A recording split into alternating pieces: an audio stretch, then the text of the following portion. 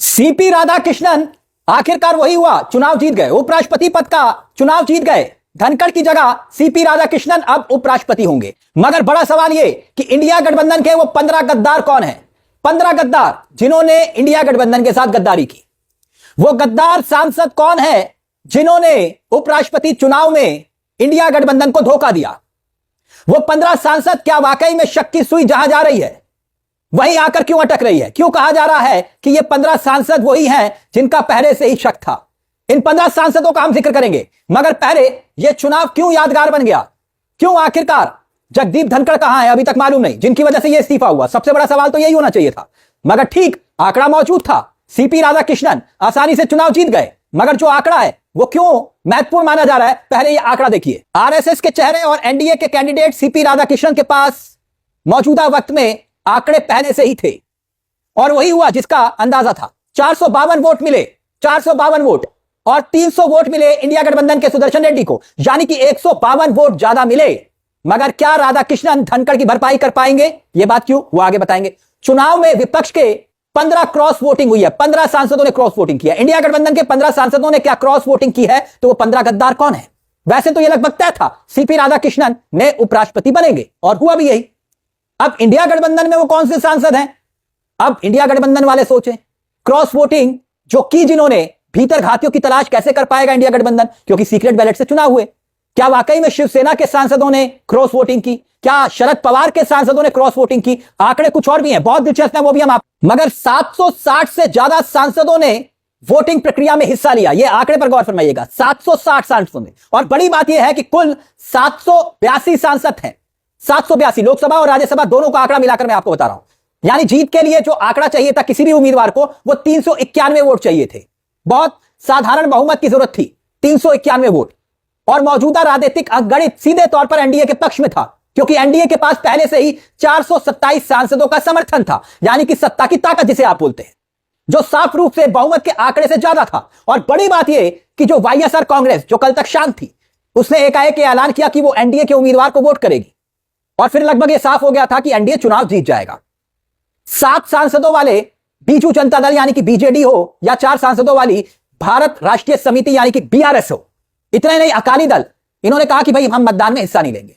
ठीक, मगर विपक्षी गठबंधन, मगर विपक्षी खेमा इंडिया गठबंधन, उसके पास थे 324 सांसद। इस आंकड़े पर गौर करिएगा। दावा यह था कि भाई हमारे साथ 324 सांसद हैं, समर्थन का दावा था निर्दलीय मिलाके, सब मिलाके, मगर वोट पड़े कितने? 300।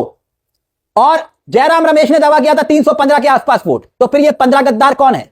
एनडीए उम्मीदवार सीपी राधाकृष्णन को जिन्होंने वोट किया, उपराष्ट्रपति बनाने में जिन्होंने मदद की, मदद उन्होंने की छुरा घोपा इंडिया गठबंधन की पीठ के पीछे। विपक्षी उम्मीदवार सुदर्शन रेड्डी वैचारिक लड़ाई लड़ने का दावा कर रहे थे, मगर यहां लड़ाई दूसरी हो रही थी। एनडीए को 427 सांसदों का जो समर्थन था, वो आंकड़ा अब आपकी स्क्रीन पर है, अपनी स्क्रीन पर देखिए। आंकड़ा बहुमत का कैसे उसके पास 427 का पहले से मौजूद था। बीजेपी के पास मौजूदा वक्त में लोकसभा में कितने सांसद हैं? 240, राज्यसभा में करीब 100 सांसद। टीडीपी यानी कि तेलुगु देशम पार्टी, यानी कि नायडू की पार्टी, लोकसभा में 16 सांसद, राज्यसभा में 2 सांसद। जबकि नीतीश की पार्टी यानी कि जेडीयू, जनता दल यूनाइटेड, 12 सांसद लोकसभा में, राज्यसभा में 4 सांसद। लोक जनशक्ति पार्टी रामविलास, मतलब कि चिराग पासवान की पार्टी, 5 लोकसभा में सांसद हैं, वो भी सभी एनडीए के खेमे में जोड़िए। जबकि शिवसेना, शिंदे गुट, 7 सांसद लोकसभा में, वो सभी के सभी एनडीए खेमे के, राज्यसभा में करीब 3 सांसद। जबकि जन सेना पार्टी यानी कि जेएसपी, लोकसभा में 2, जनता दल सेकुलर, लोकसभा में 2 और राज्यसभा में 4 सांसद। वही आरएलडी यानी कि जयंत चौधरी की पार्टी, राष्ट्रीय लोकदल, लोकसभा में 2 सांसद। अपना दल हो या फिर अजीत पवार की पार्टी हो, एनसीपी गुट, सिक्किम क्रांतिकारी मोर्चा हो, यूनाइटेड पीपल्स पार्टी हो, ये सभी जो निर्दलीय सांसद थे, छोटे छोटे सहयोगी थे, वो सभी एनडीए खेमे की तरफ आ गए थे। एनडीए उम्मीदवार के पक्ष में वोट करने का ऐलान कर दिया था, जैसे कि स्वाति मालीवाल टाइप के जो सांसद हैं, जो आम आदमी पार्टी से बागी हैं। तो कुल मिलाकर यह आंकड़ा बड़ी आराम से जीत की तरफ बढ़ चुका था। और इंडिया ब्लॉक के जो सांसदों की संख्या थी वो 324 के आसपास जिक्र किया जाता है, क्योंकि कांग्रेस के पास आंकड़ा देखिए कितना है। कांग्रेस के पास लोकसभा में 99 सांसद हैं, राज्यसभा में 27 सांसद हैं। समाजवादी पार्टी यानी कि अखिलेश यादव की पार्टी, लोकसभा में 37 सांसद, राज्यसभा में 4 सांसद। जबकि ममता बनर्जी की पार्टी, उसने भी ऐलान किया था कि भैया हम इंडिया गठबंधन के साथ ही खड़े हैं। टीएमसी, ममता बनर्जी की पार्टी के लोकसभा में 29 सांसद हैं, राज्यसभा में 13 सांसद हैं। डीएमके लोकसभा में 22 सांसद, राज्यसभा में 10 सांसद। शिवसेना, यही खेल हुआ है। कहा जा रहा है कि असली खेल यही हुआ है। उद्धव बाला साहब ठाकरे गुट, लोकसभा में 9 सांसद हैं और राज्यसभा में 2 सांसद हैं। कुछ सांसदों ने क्या वाकई में क्रॉस वोटिंग की उद्धव के? एनसीपी शरद पवार गुट, 8 लोकसभा में सांसद हैं, 2 राज्यसभा में सांसद हैं। तो क्या इनमें से कुछ सांसदों ने वोट जो है क्रॉस वोटिंग की? यह एक बड़ा सवाल बनता है कि क्या शरद पवार और उद्धव गुट के सांसदों ने क्रॉस वोटिंग की है, क्योंकि महाराष्ट्र में पहले से ही सेंधमारी का खतरा बताया जा रहा था। और वहीं दूसरी तरफ जो सबसे बड़ा सवाल है दोस्तों, ये आंकड़े अपनी जगह है, जीत अपनी जगह है, और कुछ तो कह रहे हैं जीत औपचारिक थी, मगर सबसे बड़ा सवाल ये जो अभी भी गुम है, देश की होनहार मीडिया क्यों नहीं पूछ रही, ये मालूम नहीं।